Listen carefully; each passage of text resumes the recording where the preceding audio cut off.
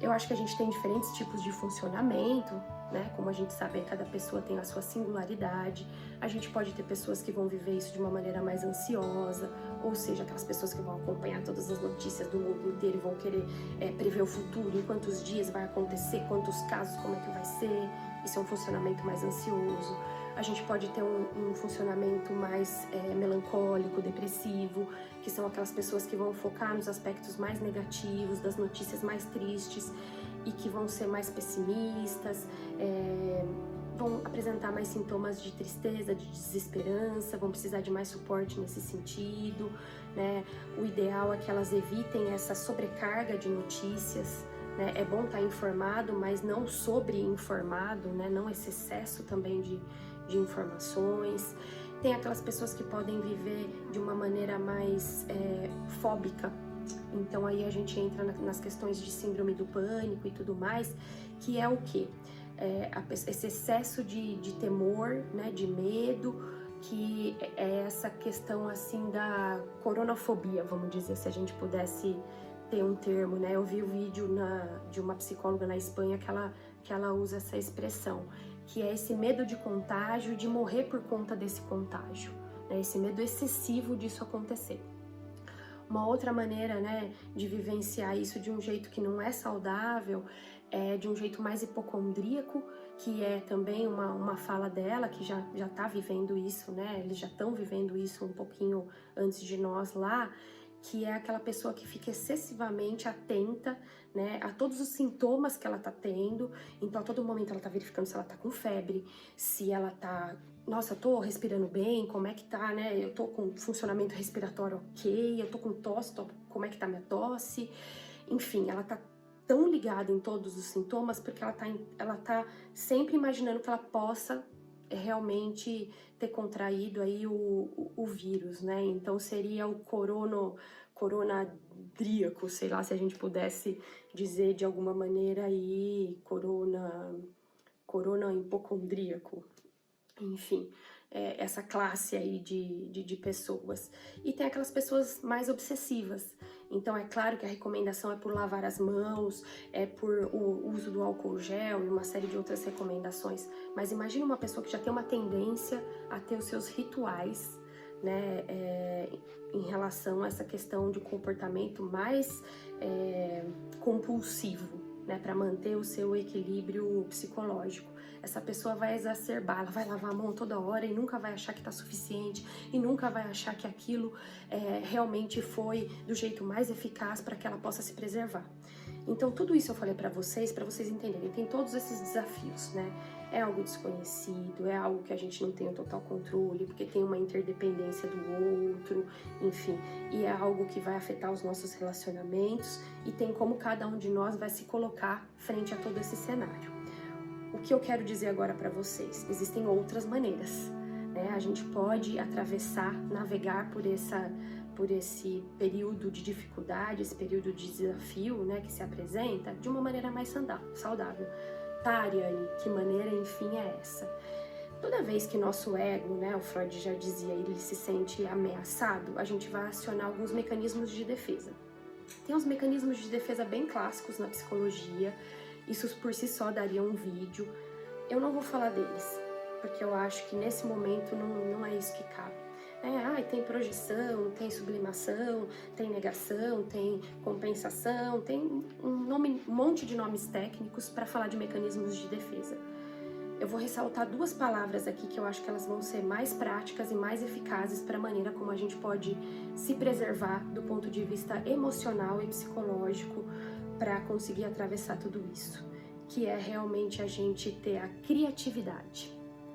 Ai, Ariane, você está falando de criatividade no meio de uma pandemia?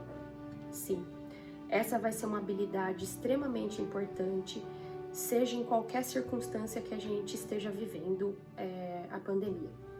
Seja do lado daqueles que vão estar isolados, no maior isolamento social, eles vão precisar reinventar a vida, as atividades, a rotina, e aí a gente vai depender muito dos recursos de cada um, talentos que podem estar escondidos podem aparecer nesse momento, porque a gente vai precisar, na verdade, de autorrealização muito mais interna, né? Por isso que é a autorrealização, então dependendo muito menos de fator externo, porque a gente não vai conseguir acessar muitos fatores externos, né? Então a gente vai ter que contar muito mais com os nossos recursos e aquilo que vai estar nesse ambiente, né, do isolamento, do que com outros recursos externos. Então, é nesse sentido que a criatividade, né, vai poder contribuir bastante para a manutenção aí de uma boa saúde mental, né, nesse momento aí que vai precisar ser atravessado. Mesmo aqueles que vão, porque não vamos esquecer, né, tem uma série de profissionais que não vão estar isolados, eles vão estar no enfrentamento da pandemia, profissionais da saúde, da segurança, da assistência social, enfim, muitos outros, dos governos, né, do poder executivo e tudo mais. Esses que vão estar, né, num outro campo, eles também vão precisar ser muito criativos. Por quê? Porque as respostas não estão prontas, as mudanças aparecem todos os dias, vão precisar reinventar a sua prática, né, reinventar realmente a sua forma de atuação, a sua forma de resolução de conflitos. Então, a criatividade também vai servir. E são pessoas que também vão ter que lidar com a sua vida pessoal e profissional, que nesse momento vai estar super, né, muito sobrecarregada, com certeza. Vai precisar cuidar de si e também cuidar dos outros. Então, eu ressalto, né, como uma forte ferramenta, né, para esse momento, para reduzir o estresse, né, essa manutenção da criatividade. Vou dizer para vocês, eu sou uma profissional que trabalho na área da assistência social, tô gravando esse vídeo quase meia-noite, tive um dia bastante intenso de trabalho. Hoje o que salvou meu dia foi, eu vou dizer, de coisas simples, que traz às vezes alguma coisa de autorrealização, né? Eu gosto muito de escrever, então eu cheguei em casa, escrevi esse roteiro do vídeo, eu gosto sempre de escrever o roteiro antes de poder gravar os vídeos, né? E eu vim dirigindo meu carro e ouvindo música. Para mim isso é extremamente terapêutico, né? É um momento meu, é um momento que eu consigo relaxar. Tô dando alguns exemplos tão simples, mas as pessoas no mundo todo têm mostrado uma série de outras coisas, né? Então é a respeito disso que eu digo que a gente precisa se reinventar. Se a gente ficar só focado naquilo que não pode ser feito, eu não posso fazer isso, eu não posso fazer aquilo, tá, mas o que eu posso fazer? Eu posso ouvir música, eu posso dançar, o que eu posso fazer? Que recursos que eu tenho, que eu posso desenvolver e colocar à minha disposição nesse momento, à disposição do meu trabalho nesse momento, né? Então eu falei que tinha duas ferramentas, essa é a primeira, a segunda é a capacidade de se adaptar às mudanças. O momento exige flexibilidade, não rigidez, né? Então, nesse momento a gente precisa, acho que as pessoas que mais vão conseguir atravessar isso com mais saúde mental são aquelas pessoas que vão estar mais abertas às necessidades, na verdade, que a gente vai ter de mudança. Mudança no nosso estilo de vida, de estilo de trabalhar, de se relacionar, de conviver, de uma série de coisas. Eu não vou entrar agora aqui no mérito de quanto tempo essas mudanças vão durar. Depois da pandemia controlada, enfim, essas mudanças vão se manter? Não sei, eu acho que a gente pode fazer um paralelo como quando uma pessoa tem um câncer. Até algum tempo atrás, acho que isso é um pouco menos comum, mas a gente ainda tem um pouco esse hábito de santificar as pessoas que te passaram pelo câncer, né? Graças à ciência, enfim, a uma série de outros aspectos, hoje a gente tem um índice de sobrevida e de cura muito maior do que a gente tinha há muitos anos atrás, né? Eu sou uma dessas pessoas, graças a Deus também.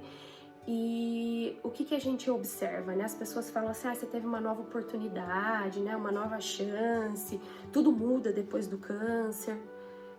Eu digo que pode ser que sim. Vai depender do quê? Do que cada um vai fazer com essa oportunidade que foi dada. Então, diante da pandemia, né, do coronavírus, eu acho que esse paralelo pode ser feito. Como, do ponto de vista psicológico, nós vamos viver isso? Bom, primeiro a gente precisa viver. Então, a gente precisa tomar todas as medidas, adotar todas as medidas para a preservação da vida. Aí, com que qualidade de vida emocional a gente vai atravessar tudo isso? Eu acredito que essas duas características, né, diante de todo esse cenário, podem ser ferramentas importantes aí para que a gente consiga atravessar isso da melhor maneira possível. A criatividade e essa flexibilidade, a capacidade de se adaptar às mudanças, né? É ter essa construção agora como um artista. Eu não tô querendo aqui ser poética demais, nem tô menosprezando as dificuldades enormes que podem e que vão vir, né, com os desdobramentos que podem vir aí com a pandemia. Isso vai ser material para um novo vídeo, as questões econômicas, sociais, enfim, isso é um objeto do meu interesse também. Outros desdobramentos aí a respeito dessa pandemia, mas não é o que eu vou falar, né, que eu tô falando aqui para vocês hoje. Então, assim, tô querendo ser poética de dizer, precisa ter um posicionamento artístico perante a vida. O que eu tô querendo dizer é que a gente vai precisar construir nossa vida de forma artesanal nesse momento, né? Artesanal no sentido que precisa ser original, porque os possíveis de cada um vão ser muito singulares. Os possíveis sociais, os possíveis psicológicos, os possíveis existenciais. Então, isso tudo, né, vai precisar ser quase que feito num mosaico, como cada um vai construir tudo isso e o que vai produzir com tudo isso, né? Então, é produzir essa vida em tempos de pandemia como uma obra de arte, né? Como já nos disseram aí alguns filósofos. Então, o que a gente vai produzir disso? A gente pode produzir algo belo ou a gente pode produzir algo que seja muito destrutivo do ponto de vista da nossa subjetivação.